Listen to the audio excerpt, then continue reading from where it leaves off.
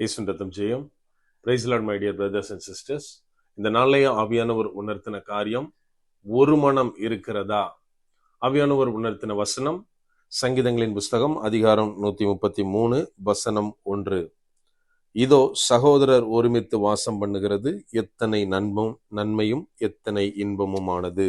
Behold how good and how pleasant it is for brethren to dwell together in unity. Psalms chapter 133 verse 1.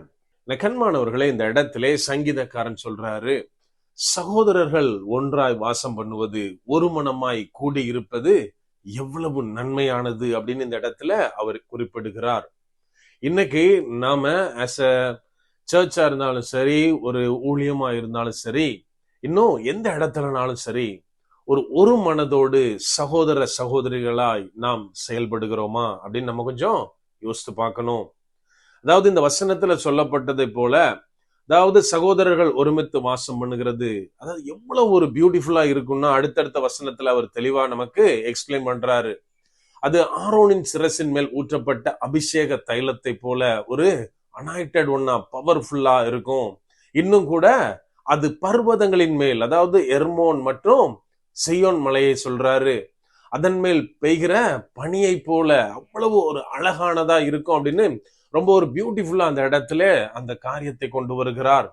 நாம இந்த நாளையில என்ன மாதிரியான ஒரு சிந்தனையோடு செயல்பட்டு கொண்டு இருக்கிறோம்?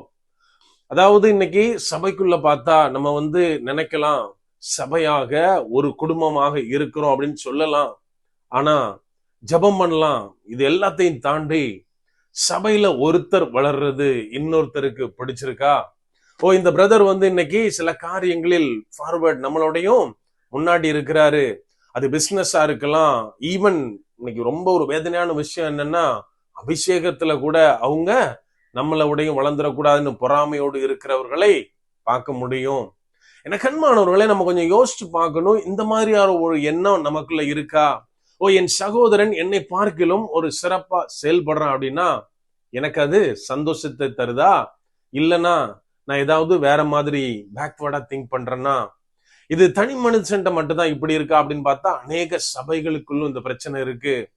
அதாவது கிறிஸ்துவாகிய உடல்ல சபைகள் ஒவ்வொரு அங்கமாக நம்ம செயல்படணும்.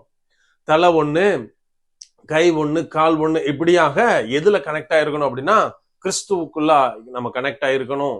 ஆனா இன்னைக்கு நம்ம என்ன மாதிரியா இருக்கோம்? ஒரே இடத்துல ஒரு 2 சபை இருந்ததுன்னா ஒரே போட்டி, பொறாம. இவங்க இந்த ஈவெண்ட் நடத்துறாங்களா, நான் இன்னொரு அதுக்கையோடையும் பெருசா ஒரு ஈவெண்ட் நான் பிளான் பண்ணுவேன் அப்படின்னு நிறைய இடத்துல நம்ம பார்க்க முடியுது. இந்த கண்மானவர்களே, இது எவ்வளவு ஒரு வேதனையான விஷயம். வெளியே நம்ம ஈஸியா சொல்லிடலாம், கிறிஸ்துக்குள்ளாய் நான் எல்லாரும் சகோதரன் சகோதரி அப்படின்னு ஈஸியா சொல்லிடலாம். ஆனால் நம்ம எத்தனை பேருக்கு அந்த மாதிரியான ஒரு திங்கிங் இருக்கு? அதாவது இந்த சபை ஏதோ ஒரு இடத்துல கஷ்டப்படுதா, நான் அதுக்கு உதவுறேனா, இல்லைன்னா அதை பார்த்து சிரிக்கிறேனா? மனசுக்குள்ள ஓகே இவங்க காலி, இங்க போற விசுவாசிகள் நமக்கு வந்துருவாங்க அப்படின்ற மாதிரி என்ன இருக்கா? நம்ம கொஞ்சம் யோசித்து பார்க்கணும். இயேசு கிறிஸ்து சொல்லி இருக்கிறாரு, நீங்க தனியா ஜெபம் பண்ண முச்சல நான் உங்க நடுவுல இருப்பேன் அப்படி சொல்லல. மாறாக என் நாமத்தினால நீங்க 2 பேரோ 3 பேரோ, அதாவது தனியா இல்லாம கூடி வரும்போது, இது எதை காட்டுது? கூடி வரும்போதுல என் நாமத்தினாலே அப்படின்னான ஒரு ஒன்னஸ காட்டுது. அந்த ஒன்னஸ் இன்னைக்கு நமக்கு இருக்கா? நம்ம கொஞ்சம் யோசித்து பார்க்கணும். ஒரு சபையா இருந்தாலும் சரி, ஊழியமா இருந்தாலும் சரி, தனிப்பட்ட மனிதர்களாய் நாம் இருந்தாலும் சரி, நாம இருக்கிற இடத்துல என்னோடு கூட இருக்கிறவர்களோட நான் சகோதர சகோதரியாய் நான் பழகுகிறேனா? சகோதர சகோதரியாய் நான் ஜெபித்து இன்னும் பல காரியங்களில் ஈடுபட்டு தேவனுடைய ராஜ்யத்தை கட்டுகிறோமா? நம்ம கொஞ்சம் சிந்தித்து பார்க்கணும். நம்ம இந்த இதெல்லாம் விட்டுட்டு எப்போ நான் எனது சபை ஏன் ஊழியம் அப்படின்ற எண்ணத்தை விட்டுட்டு தேவனுக்காக நாங்கள் இணைந்திருக்கிறோம், தேவனுக்காக சில அப்ஸ் அண்ட் டவுன்ஸ் இருக்கலாம், அதை நான் அட்ஜஸ்ட் பண்றேன் அப்படின்னு நிலைமைக்கு நம் மனது எப்போ வருதோ அப்போதான் தேவனுடைய ராஜ்யத்துல தேவ ராஜ்யத்தை கட்ட நாம் பயன்படுத்தப்படுவோம். அப்படியே கண்களை மூடுவோமா? அன்பான ஆண்டவரே, இந்த நேரத்திலே அப்பா உம்மை நோக்கி பார்க்கிறோம். ஆவியானவரே, நீர் எங்களோடு இருக்கிறீர், அதற்காக நன்றி செலுத்துகிறோம். அப்பா, நீங்க எங்களை இணைத்திருக்கிறீர் தகப்பனே.